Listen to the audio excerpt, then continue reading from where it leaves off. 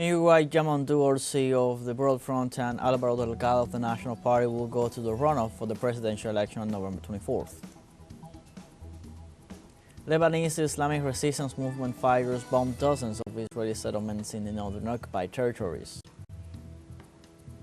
National strike continues in Peru after the executive's inability to deal with the wave of extortion and violence sweeping the country.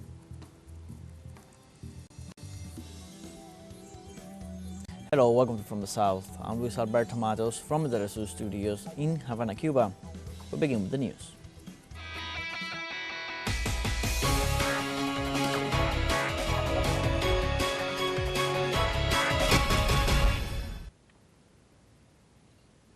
In Uruguay, with 99.92% of the votes counted, it established that Yamandu Orsi of the Broad Front and Alvaro Delgado of the National Party will go to the runoff for the presidential election on November 24th.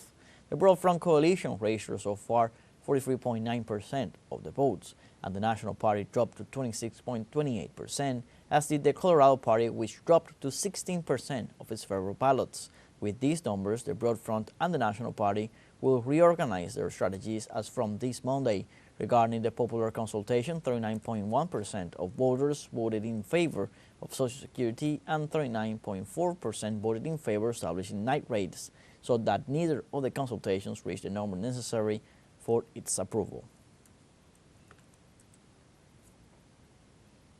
Next, November 5th, the United States will celebrate its presidential elections. Let's review some facts of what will possibly be the most curious elections in the history of the country. This year we witnessed the shortest and longest election race of all time at the same time. Kamala Harris, candidate for the Democratic Party, had only 107 days of campaigning because the current president and former Democratic Party candidate, Joe Biden, decided to withdraw from the race with just under 4 months to go before the election. From another point of view, this was also the longest campaign since Donald Trump, the Republican Party's candidate, began his campaign for this year's elections on the same day he lost the previous election. Thank you, New York. God bless you. God bless you all. All this left a situation in which Kamala Harris became the first black woman in history to be a presidential candidate, without even running in the primaries. And Trump, the oldest candidate of all time, won the Republican primaries without participating in a single debate. Unprecedented in modern times. Assuming that's true, how stupid are you to put out a report like that? In addition, during the presidential election campaign, Trump suffered 2 assassination attempts. This was unprecedented in history. Although only the first was actually an assassination attempt, and the second was only a preparation in the legal sense. In Trump's case, it is also striking that this is his 3rd run for the presidency, something unheard of since the death of President Roosevelt in 1945.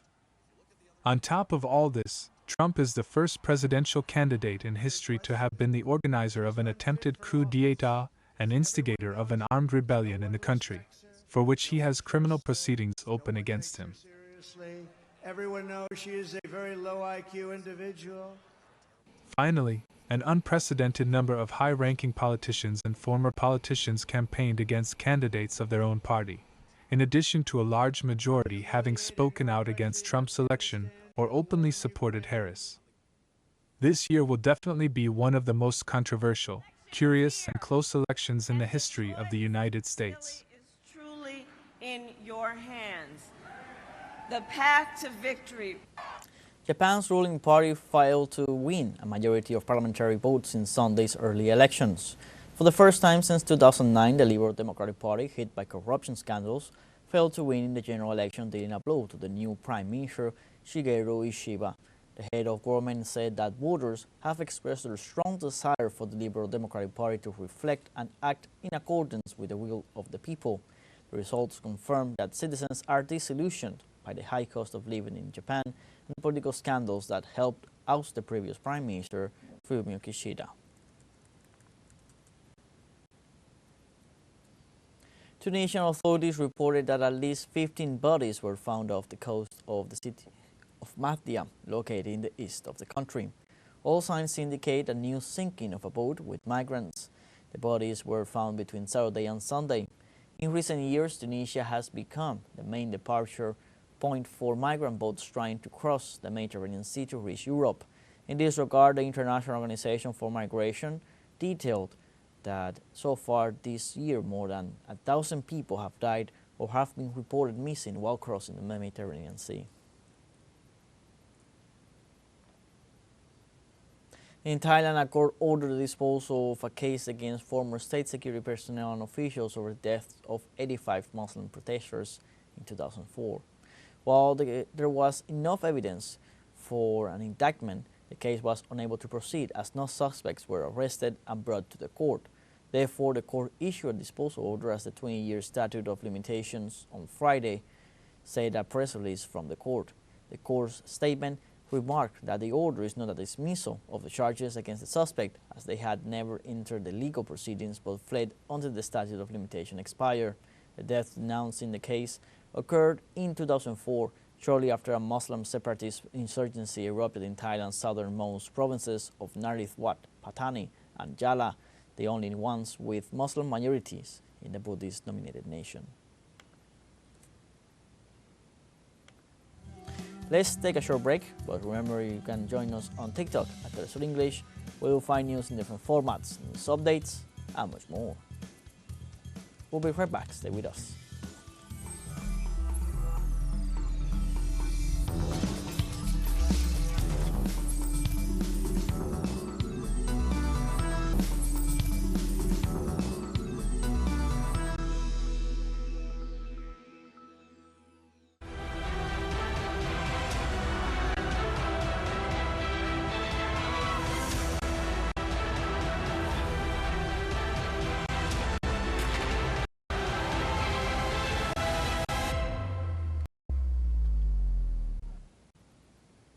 Welcome back.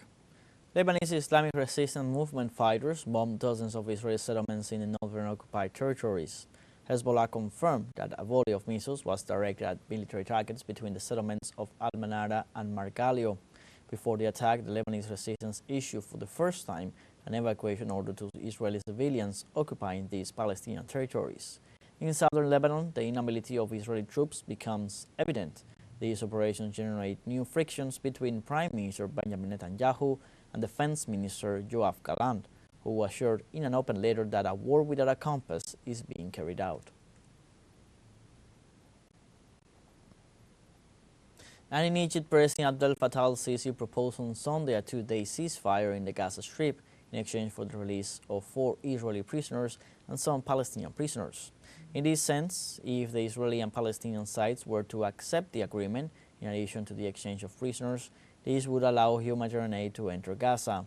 Moreover, according to the Egyptian leader, talks would be held within 10 days to implement a temporary ceasefire with a view to laying the groundwork for a definite truce.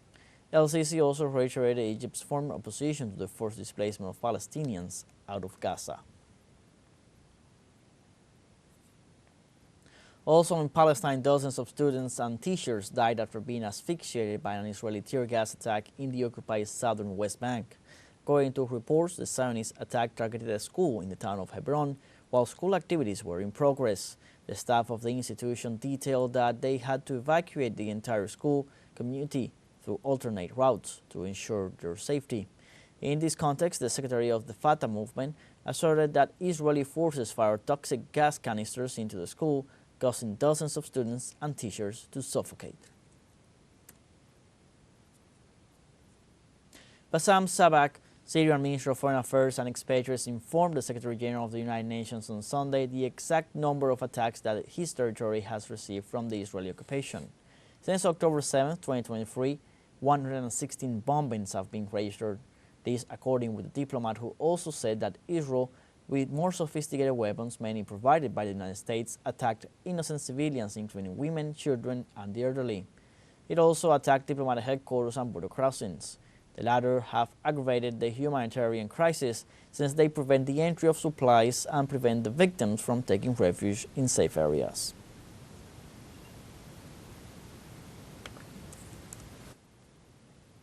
Meanwhile, in Israel, left-wing activists rallied outside the Ministry of Defense in Tel Aviv to protest against the wars in Gaza and Lebanon. The demonstration comes at a critical juncture as Israel intensifies its military operations in both regions, and also coinciding with Israel's recent airstrikes on Iran, which have heightened tensions in the region. The activists are voicing their opposition to the border conflict, which has drawn in multiple regional actors and raised concerns about the potential for a wider regional war. Protests reflect growing domestic unease over the ongoing military engagements and their humanitarian and geopolitical implications.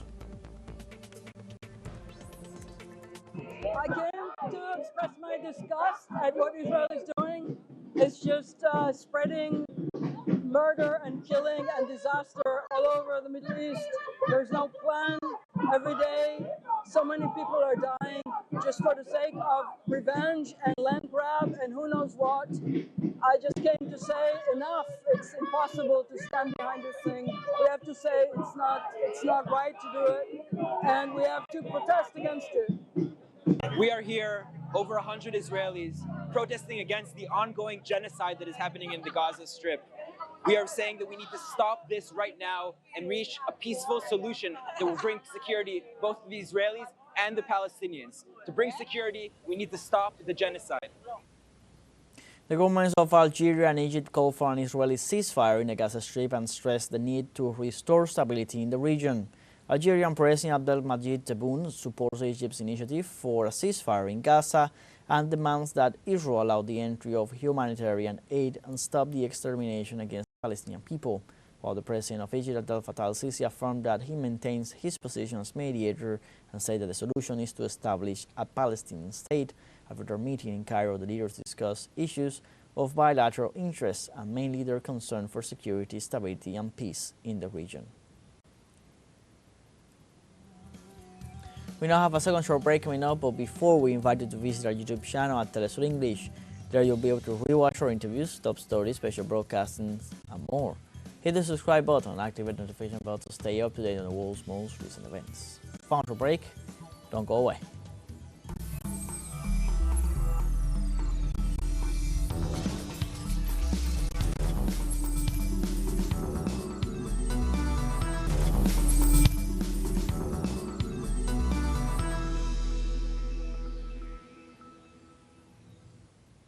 Welcome back. The UN High Commissioner for Human Rights has urgently called for strict controls to prevent arms shipments to Haiti. The most recent report of the United Nations mission in the South American nation revealed that every day, on average, 13 people are murdered. In the most violent year that this country is going through in terms of citizen security, from January 2024 to October, more than 3,450 people have been murdered due to criminality.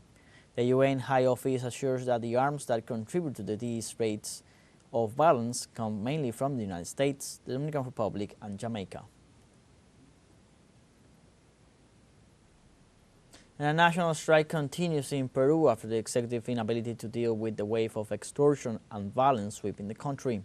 According to the Defense Front of Ayacucho organization, the pressure measure is being carried out to demand national authorities take concrete measures and strengthen actions against crime. The organization assured that the discontent of most Peruvians is due to the abandonment by the state in the face of the constant robberies, extortions, and murders all along the country. It's worth during the last few weeks, the union has carried out at least 3 national strikes to demand the crime registered in Peru.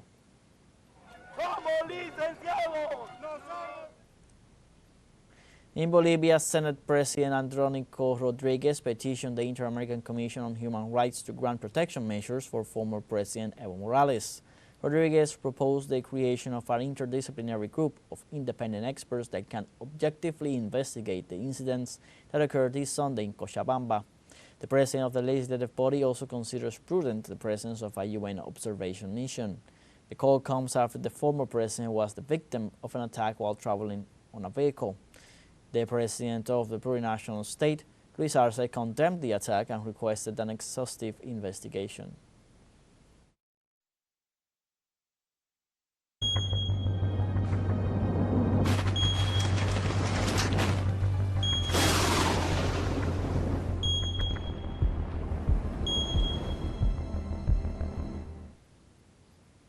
In the Philippines, authorities reported 116 people dead following the passage of Tropical Storm Trami. According to data from the National Council for Disaster Risk Reduction and Management, there were also 109 injured, while 39 are still missing. Authorities added that over 1 million people are sheltered in assistance centers after the landslides and strong winds caused damage to thousands of houses. The Philippines Meteorological Agency warns about the arrival of Storm Conray, with sustained winds of up to 95 km per hour, with forecasts of reaching typhoon category in the next 24 hours. And in the UK, local press announced Monday that since October 16th, Woburn Safari Park has taken care of the first eastern mountain bongo calf in Bedfordshire, which is a main success to preserve that critically endangered species. The International Union for the Conservation of Nature Red List classified the forest antelope as critically endangered species, as there are fewer than 100 eastern mountain bongo worldwide due to poaching and loss of habitat. Therefore, Woburn Safari Park mounted a breeding program from which the male calf has been the first to be born in over 10 years, amounting to 5 the bongo herd at the park. By the time the calf grows up, he will be transferred to start a breeding group of his own. So far, vets say both bongo mom and calf are healthy.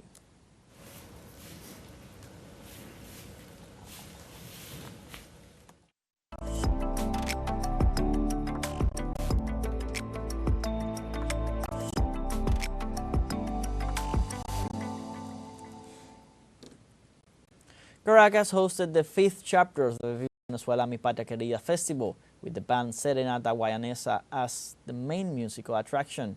Let's see more details in the following report. The Aquiles Nazoa Cultural Center was the stage for the Viva Venezuela festival, which featured the Serenata Guayanesa Quartet and paid tribute to the states of Amazonas, Bolívar, and Delta Amacuro. I came to see Serenata Guayanesa, which is a very old and important group, with their usual songs, like the one that says, La noche se muestra hermosa y rebosa de alegría. We sang that one yesterday at a birthday party here. For me, that song is wonderful, just like all the songs they sing. Well, Serenata Guayanesa has been working for more than 50 years to promote and disseminate Venezuelan music, and of course, it is very important to have this type of event for greater diffusion and for people to enjoy. The 2 days were full of color and joy. In addition to the music, the entrepreneurs were able to offer their products, as is the case of the network of gastronomic cultures of Guarenas, Guatire Araira. We make all kinds of Creole desserts, trying to rescue everything that has been lost, desserts that many people no longer know. We make desserts such as stuffed turkey and coconut preserves. I have my profession, and then in my work I distributed my desserts. I have always sold my desserts since I learned to make them. Everywhere I have worked I have sold them, and now friends and people ask me, and I sell them here, in the cultural center. The festival, which has already registered 214 artists from Venezuela, will continue its artistic program with chapters dedicated to the plains and the Andes. We are very proud of this festival that is touring the country, doing a beautiful job to make visible, recognize and dignify the culture and our artists. The invitation is for us to go to the activities that the Ministry of Popular Power for Culture organizes for everyone, for the enjoyment of the family. The festival is part of the great mission Viva Venezuela Mi Patria Querida, and it is a space that aims to promote music, song, rhythm, and popular dance, as well as to rescue, preserve, and disseminate traditional values. Osvaldo Sayas, teleSUR, Caracas, Venezuela. We have come to the end of this news brief. You can find these and many other stories on our website, telesurenglish.net. So join us on social media, Facebook, X, Instagram, Telegram, and TikTok. For telesur English, I'm Luis Alberto Matos. Thanks for watching.